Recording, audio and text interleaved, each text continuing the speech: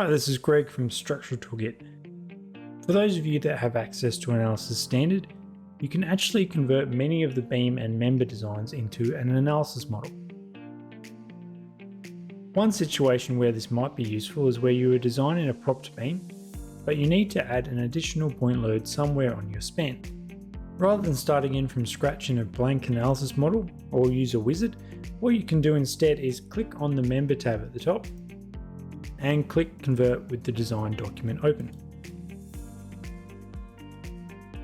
This will then take your geometry and loads from the design module and convert them into an analysis model. The analysis model will include various load cases, where often the live load is split into several load cases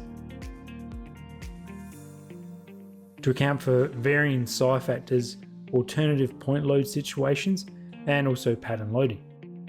Alongside this are various combinations being applicable for different parts of the design as needed. What we could do now is add another point load somewhere along our model. We can do this by defining some new loads in the load definitions, where you'll see the original loads already defined, with some of them actually containing variables, which you can edit using the variables menu from the top right. Skipping ahead a bit, we've added our additional point load and can now continue on with our design.